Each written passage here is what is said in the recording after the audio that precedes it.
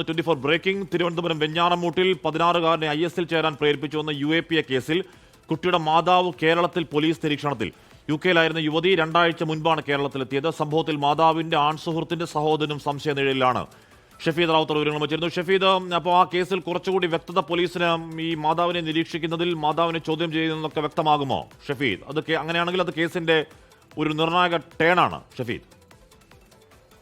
ഹഷ്മി, ഉറപ്പായിട്ടും. കാരണം ഇതിൽ പലതരത്തിലുള്ള ദുരൂഹതകൾ നേരത്തെ സംശയിച്ചായിരുന്നു പോലീസിന്റെ അന്വേഷണം. ആ ദുരൂഹതകൾ അത് അടിവരയിട്ട് ഉറപ്പിക്കുന്ന രീതിയിലേക്കുള്ള ചില കാര്യങ്ങൾ അതിൽ സംഭവിച്ചു എന്നുള്ളതാണ് നിലവിലിപ്പോൾ അന്വേഷണ സംഘത്തിൽ നമുക്ക് മനസ്സിലാക്കാൻ കഴിയുന്ന കാര്യം. അതിൽ ഏറ്റവും പ്രധാനപ്പെട്ട കാര്യം ഈ അമ്മയും ആൺസുഹൃത്തും UK-യിലായിരുന്നു എന്നുള്ളതാണ് പോലീസ് നേരത്തെ പറഞ്ഞിരുന്നു. എന്നാൽ ഇപ്പോൾ അവർ കൺഫേം ചെയ്യുന്നു കേരളത്തിലേക്ക് അമ്മയുണ്ട്, അതായത് കുട്ടിയുടെ മാതാവ് കേരളത്തിൽ പോലീസ് നിരീക്ഷണത്തിലാണ് എന്നുള്ളതാണ് നിലവിൽ നമുക്ക് മനസ്സിലാക്കാൻ കഴിയുന്ന വിവരം. കൂടുതൽ വിവരങ്ങളും ഇവരെക്കുറിച്ച് പുറത്തു വരുന്നുണ്ട്. നെടുമങ്ങാട് സ്വദേശിയാണ് ഇവർ അതിനുശേഷം ഈ പത്തനംതിട്ടയിലെ പന്തളം സ്വദേശിയായിട്ടുള്ള ഒരാളെ വിവാഹം കഴിച്ചു. അങ്ങനെയാണ് മതപരിവർത്തനം അടക്കമുള്ള കാര്യങ്ങൾ നടക്കുന്നത്. അതിനുശേഷം ഇവർ UK-യിലായിരുന്നു. UK-യിൽ വെച്ചാണ് ഇപ്പോൾ ഈ ആൺസുഹൃത്തിനെ, വെമ്പായം സ്വദേശിയായിട്ടുള്ള ആൺസുഹൃത്തിനെ പരിചയപ്പെടുന്നത്. അങ്ങനെ ആൺസുഹൃത്തിനെ പരിചയപ്പെട്ടതിന് ശേഷമാണ് ഈ ആൺസുഹൃത്ത് ഈ കുട്ടി UK-യിൽ എത്തിയപ്പോൾ IS-ലേക്ക് ചേരാനുള്ള ചില വീഡിയോ ദൃശ്യങ്ങൾ കാണിച്ച കുട്ടിയെ IS-ൽ ചേരാൻ പ്രേരിപ്പിച്ചത് എന്നുള്ളതാണ് നിലവിൽ ഇപ്പോൾ അന്വേഷണ സംഘം സ്ഥിരീകരിക്കുന്ന കാര്യം. മാത്രമല്ല ഈ ആൺസുഹൃത്തിന്റെ സഹോദരനെ സംശയിച്ചും പോലീസ് ചില നീക്കങ്ങൾ നടത്തുന്നുണ്ട്. പ്രത്യേകിച്ച് ഈ കനകമല കേസ്, 2016-ലെ കനകമല കേസിലെ